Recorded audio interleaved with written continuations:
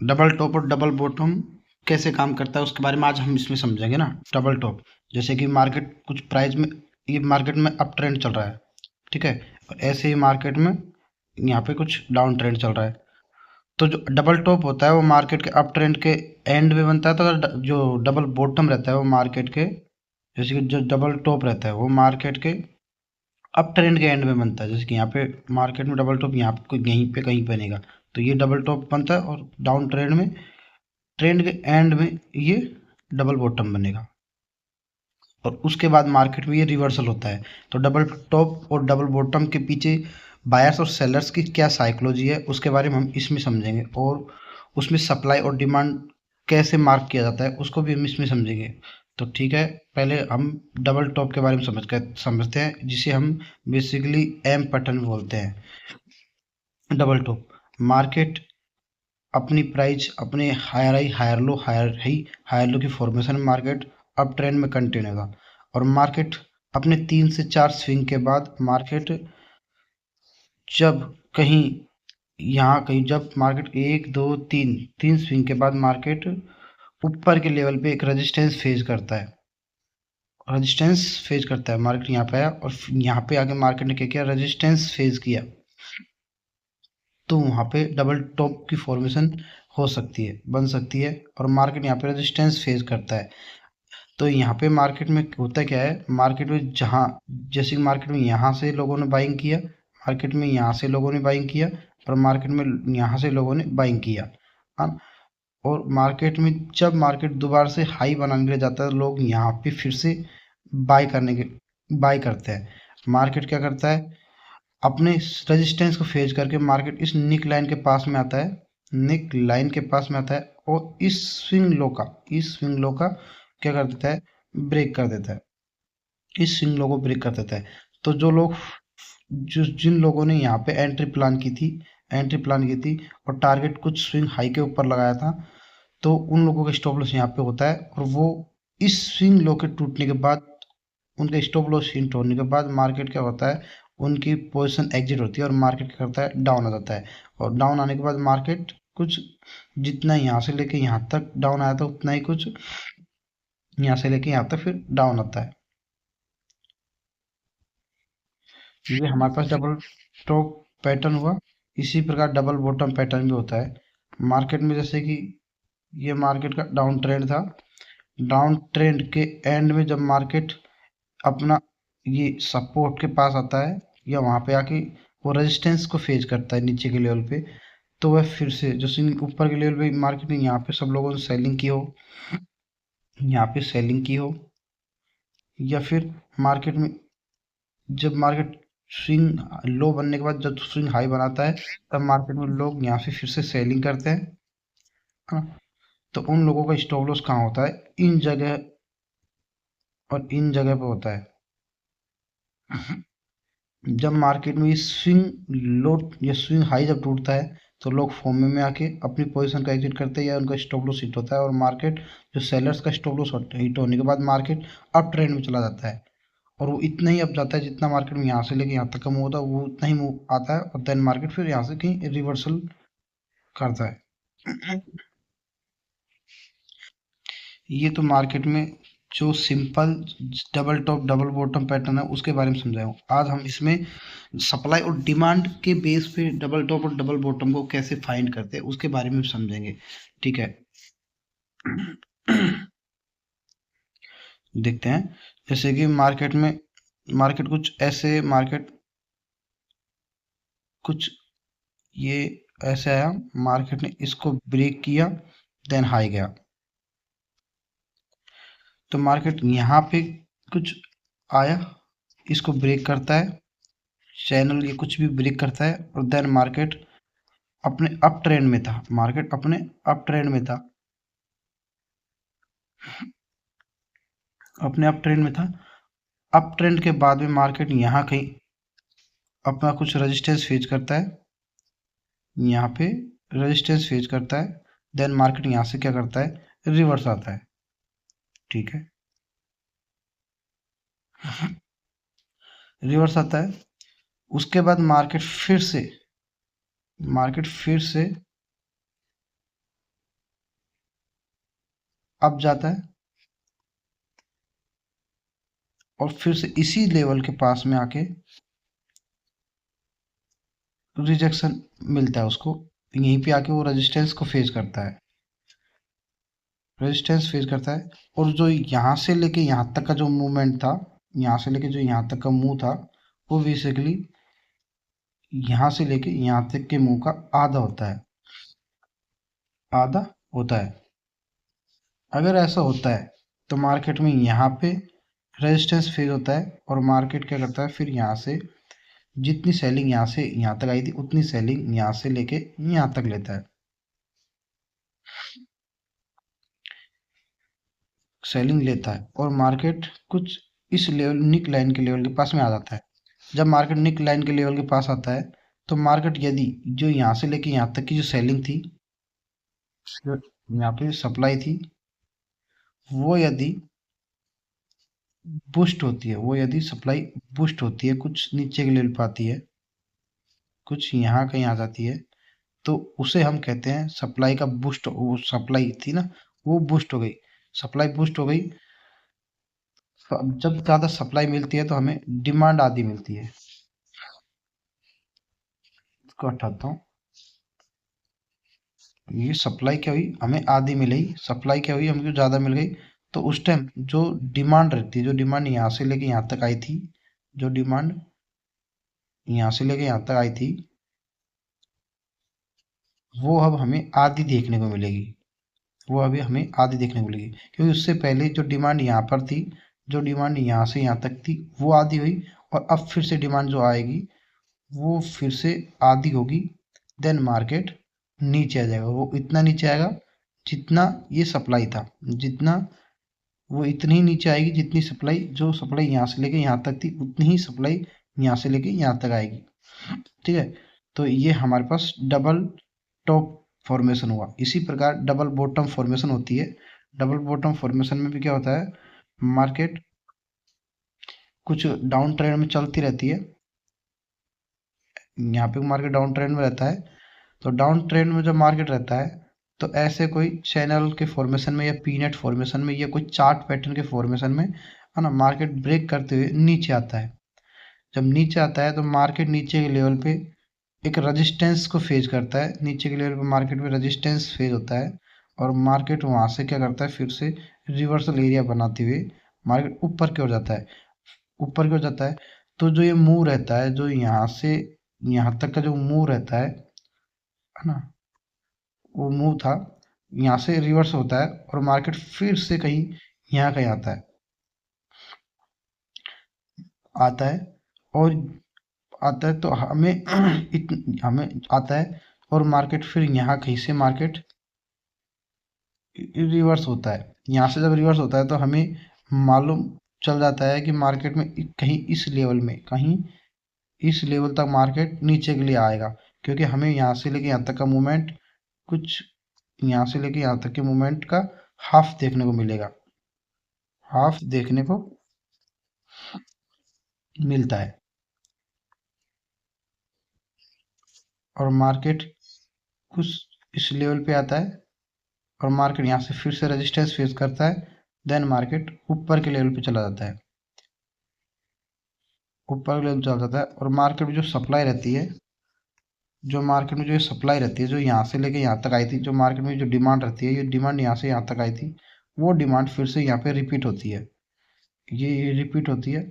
यदि ये डिमांड अगर बूस्ट कर जाती है, अगर ये डिमांड बूस्ट कर जाती है,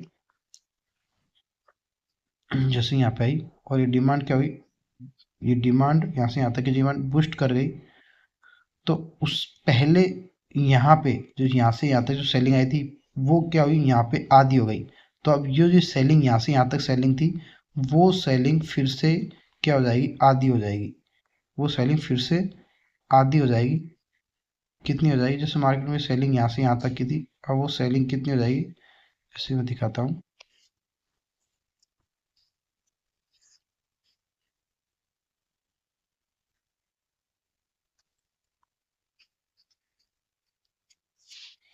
वो सेलिंग क्या हो जाएगी, आधी हो जाएगी। मार्केट कुछ यहाँ पे जाता है और मार्केट इस सेलिंग को लेता है, यहाँ पे आता है, देन मार्केट फिर से ऊपर जाता है।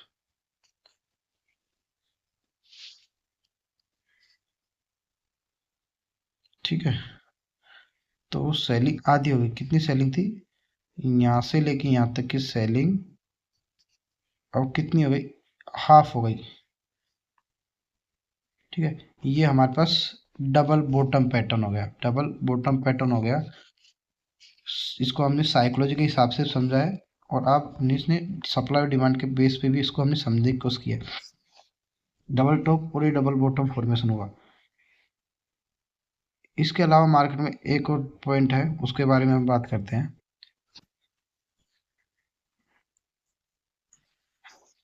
जब कभी मार्केट ऐसे कुछ डाउन आता है, डाउन आने के बाद मार्केट फिर से ऊपर जाता है, देन फिर डाउन आता है, उसके बाद मार्केट फिर से इस निक लाइन का ब्रेक कर देता है।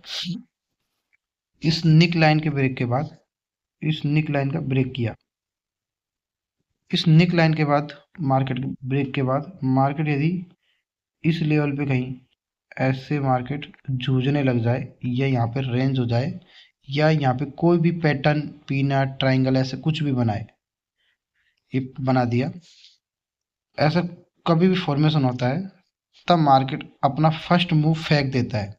तो यदि मार्केट का जो फर्स्ट मूव यदि डाउन में होता है, ये डाउन में होता है, तो ये फेक होगा, और ये उतना ही मूव होगा जितना यहाँ से लेके यहाँ तक जो आया था, यहाँ से लेके यहाँ तक का जो मूव था, वो मूव रिपीट होके यहाँ से लेके यहाँ तक आता है, और नीचे के लेवल पे एक रिवर्सल एरिया होता है, नीचे के लेवल पे एक रिवर्सल एरिया मिलता है, और वहां से मार्केट क्या करता है, रिवर्स करता है।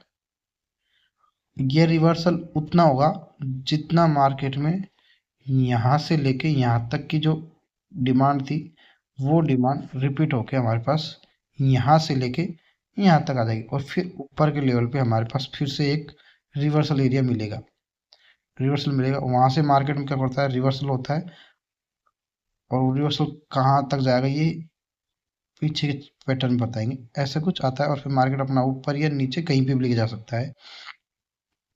इसे हम रेड ट्रैप भी बोलते हैं। यदि मार्केट, जैसे इसमें तो मार्केट ने डाउन में ब्रेक किया था, यदि मार्केट अप में ब्रेक करे, यदि मार्केट अप में कहीं ब्रेक करे, जैसे मार्केट कुछ कुछ डाउन आया, ऐसे डबल टॉप फॉर्मेशन में आया, निक लाइन का ब्रेक किया, उसके बाद मार्केट साइडवे रेंज में हुआ, साइडवे रेंज हुआ, और फिर मार्केट क्या करता है, अब ब्रेक ऊपर की ओर करता है। तो जब मार्केट ने जो ब्रेक किया था, जो मार्केट ने ब्रेक किया है, पहले तो मार्केट ने इस निक लाइन का ब्रेक किया,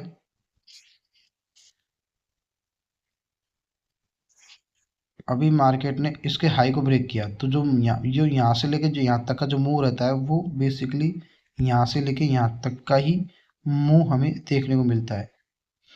ये मूव हमारे पास रिपीट हो गई, यहाँ से लेके यहाँ तक आता है, और उसके बाद हमारे पास जो यहाँ से लेके ये यहाँ से लेके यहाँ तक, यहाँ से लेके जो यहाँ तक की जो सेलिंग थी,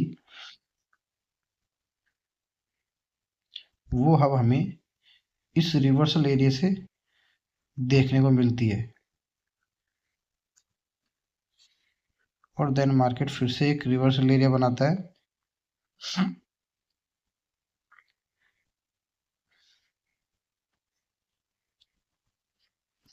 ये हमारे पास डबल बॉटम का एग्जांपल हुआ। इसी प्रकार इसे हम रेड ट्रैप भी बोलते हैं। अब हमारे पास डबल बॉटम हो गया, डबल टॉप का भी एग्जांपल निकाल लेते हैं। जैसे कि मार्केट में ऐसे मार्केट अप ट्रेंड में चल रहा था, मार्केट ने यहाँ पे निक लाइन ब्रेक किया, और मार्केट यहाँ पे साइडवे रेंज में हुआ। यदि मार्केट फर्स्ट मूव फेंक देता है, मालूम है, यदि मार्केट ने फर्स्ट मूव नीचे की ओर दिया, ऊपर की ओर दिया, तो यह मूव उतना ही होगा जो मूव मार्केट में इस चैनल के अंदर मिला है।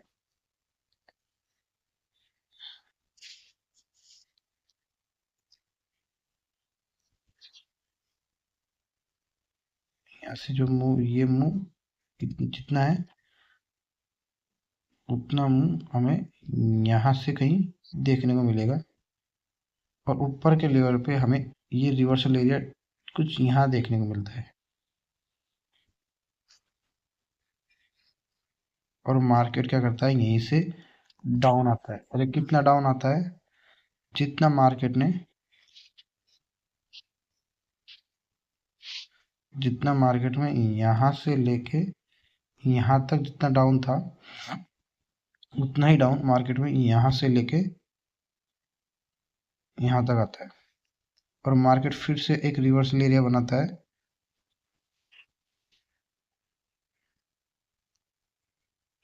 ऐसे कहीं। और फिर देन मार्केट कुछ ऐसे चल जाता है। इसके अलावा एक और पॉइंट लगाते हैं, जैसे कि मार्केट अप ट्रेंड में चल रहा था, मार्केट ने निकलाइन ब्रेक किया, मार्केट साइडवे रेंज में जूझा, मार्केट में ऊपर के लेवल पे ब्रेक ना करके मार्केट नीचे के लेवल ब्रेक करता है।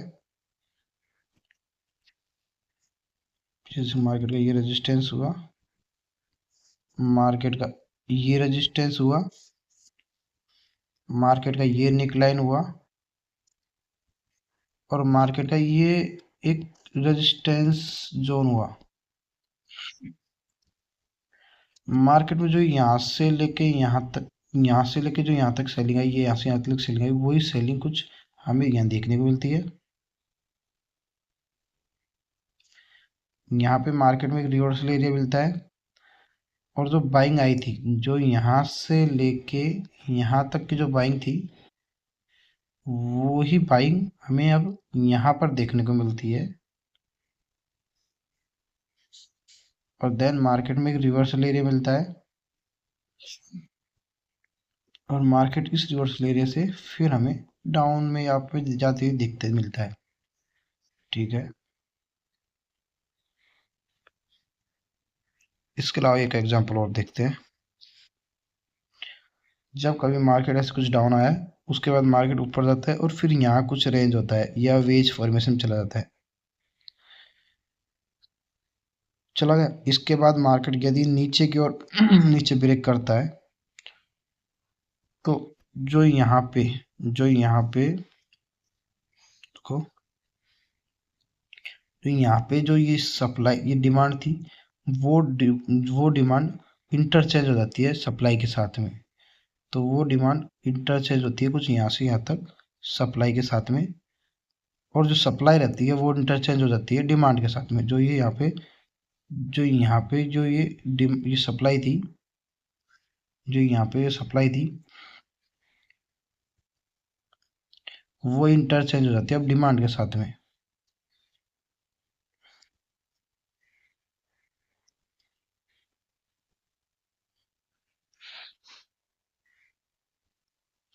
डिमांड के साथ में उसके बाद मार्केट में रिवर्सल एरिया आता है।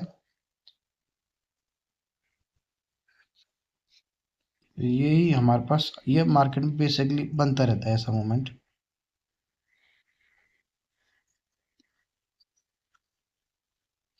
उसके बाद मार्केट में इस रिवर्सल एरिया से मार्केट फिर नीचे आता है और फिर वो कुछ भी कर सकता है।